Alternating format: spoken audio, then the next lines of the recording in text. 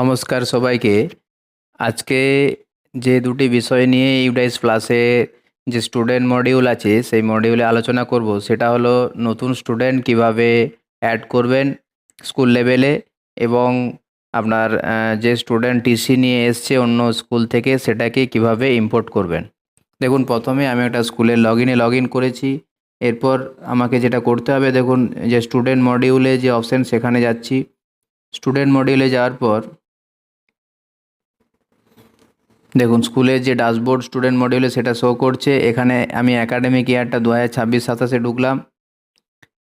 এখানে যে পপ আপগুলো আসছে সেটা ক্লোজ করলাম। দেখুন এখন আমি একটা স্কুলের ড্যাশবোর্ডে আছি। প্রথমেই যেটা বলবো সেটা হচ্ছে কিভাবে স্টুডেন্ট অ্যাড করবেন।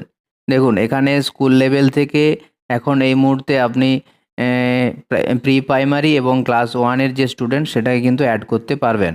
এবার প্রি প্রাইমারি স্টুডেন্টেরকে অ্যাড করতে গেলে দেখুন এখানে ড্যাশবোর্ডে যে ক্লাস ওয়াইজ শো করছে, দেখুন ক্লাস PP1, এখানে গ্রেড ক্লাস 1, 2, 3, 4 এরকম করে শো করছে। আপনি যদি প্রি প্রাইমারি ক্লাসের জন্য অ্যাড করতে চান তাহলে প্রি প্রাইমারি ক্লাসের যে অপশান রয়েছে সেখানে টাচ করতে হবে। দেখুন এখানে আমি যেহেতু মোবাইল থেকে টোটাল ভিডিওটা রেকর্ডিং করছি, তো মোবাইল দিয়ে আপনারা কাজটা করতে পারবেন। করার জন্য দেখুন এখানে ডান দিকে যে পেজটা এখানে কম দেখাচ্ছে, উপরে যে ক্রস দেখাচ্ছে সেটাতে আপনি টাচ করলে মেনুটা ছোট হয়ে যাবে, আপনি পেজটা বেশি পাবেন। এখানে কাজ করার সময় দেখুন ক্লাস এখানে প্রি প্রাইমারি যে অপশান, আমি যেহেতু প্রি প্রাইমারিতে টাচ করতে অ্যাড করতে চাইছি তাই এখানে অপশানে টাচ করছি।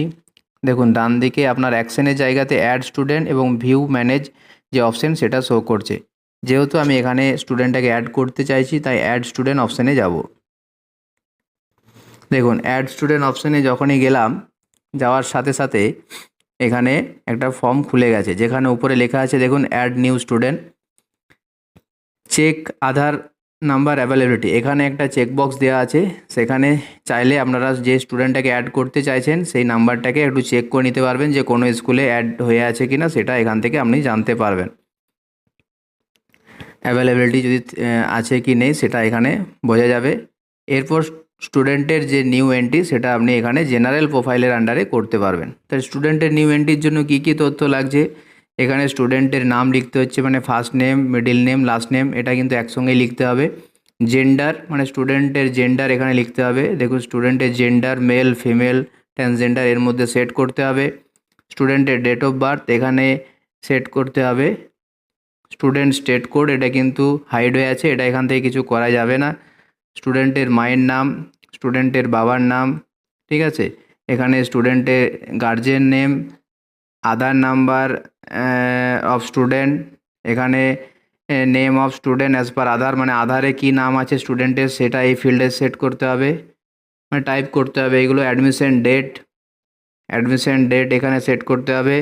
মোবাইল নাম্বার স্টুডেন্টের বা গার্জেনের যে মোবাইল নাম্বার সেটা এখানে দিতে হবে। অল্টারনেট মোবাইল নাম্বার যদি থেকে থাকে সেটা দিতে পারবেন। স্টুডেন্ট, প্যারেন্ট আর গার্জেন যে কোনো। এরপর যেটা লাস্ট অপশান সেটা হচ্ছে আপনার ওয়েদার CWSN, মানে বাচ্চা যদি আপনার CWSN হয় মানে প্রতিবন্ধী হয় তাহলে সেক্ষেত্রে ইয়েস করবেন, আর যদি না হয় তাহলে নো করবেন। নো করার সাথে সাথে এখানে টোটাল দেখুন আপনার ফর্মটা আপনি ফিল আপ করলেন। ফিল আপ করার পর আপনি যখনই সেভ বাটনে ক্লিক করবেন, সেভ বাটনে ক্লিক করলে এই ধরনের একটা পপ আপ আসবে বা মেসেজ আসবে যেখানে কনসেন্ট ফর ডেমোগ্রাফিক অথেন্টিকেশন এখানে আপনাকে দেখাবে। সেটাকে আপনাকে আই এগ্রি যে অপশানটা সেটা সেট করতে হবে। আই এগ্রি যে বাটন সেটাকে আপনি ক্লিক করবেন। আই এগ্রি ক্লিক করার সাথে সাথে আই এগ্রি যখনই ক্লিক করবেন সেখানে কনফার্ম দ্য ফলোয়িং ডিটেলস আর কারেক্ট এই ধরনের একটা উইন্ডো আসবে, যেখানে আপনাকে ক্লাসটা একবার চেক করে নিতে হবে যে আপনি যে ক্লাসের জন্য অ্যাড করলেন সেটা ঠিক আছে কি না। স্টুডেন্টের নেম শো করবে, মানে যে স্টুডেন্টের আপনি নামটা এন্ট্রি করলেন, বাবার নাম, মায়ের নাম, ডেট অফ বার্থ, এইগুলো যে চেকবক্স দেখা যাচ্ছে এই চেকবক্সে আপনাদেরকে টিক দিতে হবে। টিক দেওয়ার পর দেখুন যে কনফার্ম বাটন শো করছে সেই বাটনে আপনাদেরকে কনফার্ম করতে হবে। তো এই অপশানটা করার পর যখনই আপনি কনফার্ম বাটনে ক্লিক করবেন, ক্লিক করার সাথে সাথে এই ধরনের একটা নোটিফিকেশান আসবে। সেই নোটিফিকেশানে আপনার দেওয়া আছে যে the student has been initial by save successfully, মানে আপনার স্টুডেন্টের যে বেসিক ডেটা সেটা কিন্তু আপনার সেভ হয়ে গেছে।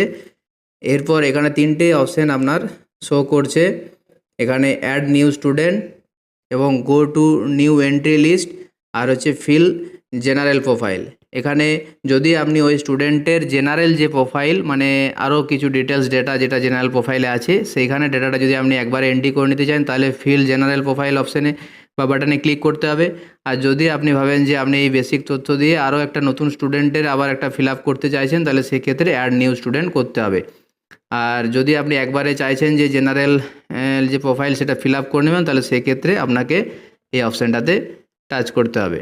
এই অপশানে যে যখনই টাচ করবেন এইরকম একটা উইন্ডো আপনার খুলে যাবে, যেখানে দেখুন উপরে লেখা আছে জেনারেল প্রোফাইল, ডান দিকে আছে enrolment profile, facility profile, profile preview. General প্রোফাইলের কাজটা আপনি এখন করতে পারবেন।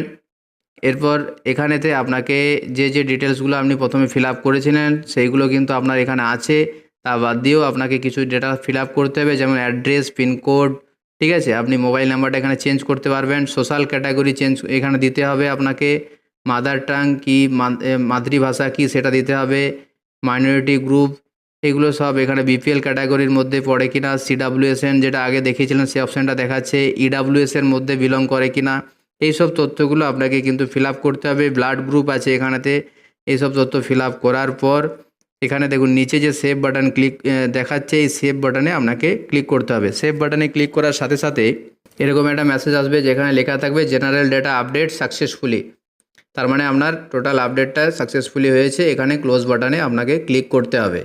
এইভাবে কিন্তু আপনি একটা স্টুডেন্টের যে তথ্য সেটাকে আপনি অ্যাড করতে পারবেন বা স্টুডেন্টকে অ্যাড করতে পারবেন। এবং এখানে আপনি শুধু এই মুহূর্তে জেনারেল প্রোফাইল কিন্তু করতে পারবেন, বাকি দুটো যে প্রোফাইল এনরোলমেন্ট বা ফ্যাসিলিটি প্রোফাইল সেইগুলো কিন্তু লক অবস্থায় আছে, এইগুলো আপনাকে পরবর্তী ক্ষেত্রে আবার আপডেট করতে হবে। তাই এইভাবে আপনি কিন্তু নতুন যে স্টুডেন্ট সেটাকে কিন্তু অ্যাড করে নিতে পারবেন। দেখুন এখানে আমি একটা স্টুডেন্টকে আমি ইম্পোর্ট করতে চাইছি। ইম্পোর্ট তখনই করতে পারবো ধরুন এই স্টুডেন্ট মুভমেন্ট অ্যান্ড প্রোগ্রেশনের আন্ডারে ধরুন প্রোগ্রেশন যে অ্যাক্টিভিটি সেইটা যদি আপনার কমপ্লিট হয়ে থাকে তারপরেই কিন্তু ইম্পোর্ট মডিউল সেটা কিন্তু অ্যাক্টিভ হয়ে যাবে। স্টুডেন্ট প্রোগ্রেশন অ্যাক্টিভিটি, দেখুন স্টুডেন্ট প্রোগ্রেশন অ্যাক্টিভিটি আপনারা প্রথমে প্রোগ্রেশন অ্যাক্টিভিটিতে কাজ করেছেন, তারপরে ফাইনালাইজ যে প্রোগ্রেশন সেটাতেও দেখুন ফাইনালাইজ করা আছে, তাই এখানে কিন্তু আপনার সেই তথ্য শো করছে আপনি কোন ডেটে ফাইনালাইজ করেছেন। এখানে ফাইনালাইজ করার পর দেখুন তার যে পরের অপশান যখন ফাইনালাইজ আপনি করে দেবেন তখনই কিন্তু আপনার ইম্পোর্ট মডিউল সেটা কিন্তু আপনার অ্যাক্টিভ হয়ে যাবে। এখানে ইম্পোর্ট মডিউল যে অপশান আছে সেখানে আপনি টাচ করবেন। যেহেতু আমি এখানে ইম্পোর্ট করতে চাইছি, এখানে ইম্পোর্ট করা মানে হচ্ছে বাংলা শিক্ষাতে যেমন আমরা ট্রান্সফার ইন করতাম এখানেতেও সেই ইম্পোর্ট অপশান হচ্ছে ট্রান্সফার ইনের কাজ করছে।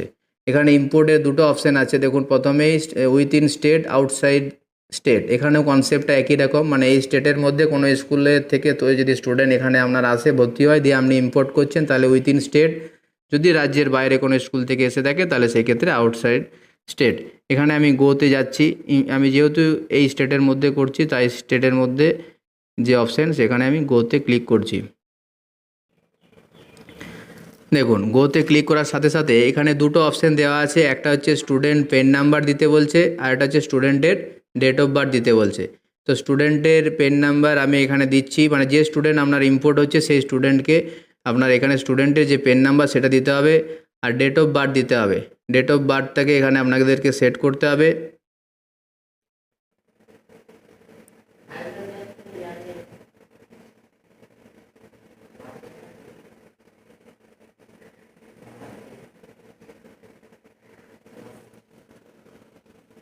দেখুন স্টুডেন্টের পেন নাম্বার এবং ডেট অফ বার্থ দেওয়ার পর যখন আমি গো বাটনে ক্লিক করলাম এখানে কিন্তু স্টুডেন্টের যে স্ট্যাটাস সেটা কিন্তু দেখাচ্ছে যে স্টুডেন্ট এখন কোন পজিশনে আছে। দেখুন ড্রপ বক্সে যেহেতু পড়ে আছে সেটা এখানে সেটা শো করছে এবং স্টুডেন্টের নাম, date of birth, pen number, student state code, মায়ের নাম, সমস্ত কিছু তথ্য এখানে কিন্তু সে শো করছে।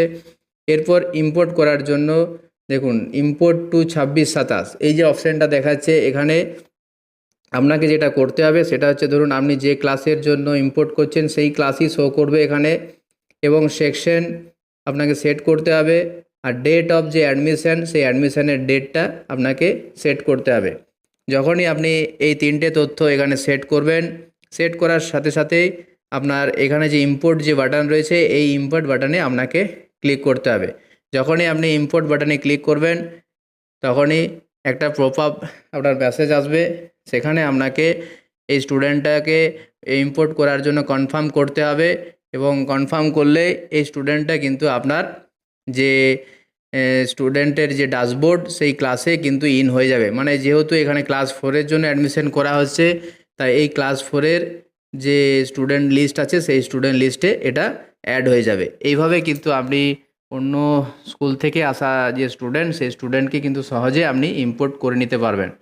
এখানে আজকে যে দুটো গুরুত্বপূর্ণ বিষয় নিয়ে আলোচনা করলাম, সেটা হলো যে আপনার স্কুল লেভেলে যখন প্রোগ্রেশন যে অ্যাক্টিভিটি আছে, সেই অ্যাক্টিভিটি আপনার কমপ্লিট হয়ে যাবে, মানে ক্লাস ওয়াইজ ফাইনালাইজ এবং স্কুল যে ফাইনালাইজ, সেটা আপনি করে নেবেন। করার পর এই ইম্পোর্ট মডিউল আপনার কিন্তু অ্যাক্টিভ হয়ে যাবে। এই ইম্পোর্ট মডিউল দিয়ে আপনি কি করতে পারবেন, যে স্টুডেন্টটা আপনার অন্য স্কুল থেকে ট্রান্সফার হয়ে এসছে, আপনি পেন নাম্বার দিয়ে আপনি ইম্পোর্ট করতে পারবেন। সেটার প্রসেস আমি দেখালাম। আর যে প্রি প্রাইমারি এবং যদি 1-এর কোনো স্টুডেন্ট ডাইরেক্ট অ্যাডমিশন হয়ে থাকে, সেক্ষেত্রে আপনি নতুন স্টুডেন্টগুলোকে কিভাবে এন্ট্রি করবেন, সেই পদ্ধতি কিন্তু দেখালাম।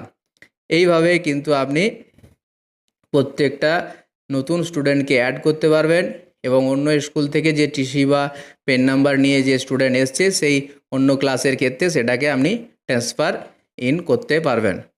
ধন্যবাদ সবাইকে এই ভিডিওটি দেখার জন্য। এই ভিডিওটি যদি ইনফরমেটিভ মনে হয়, তাহলে সেই ভিডিওটিকে শেয়ার করবেন, সাবস্ক্রাইব এবং লাইক করবেন। ধন্যবাদ।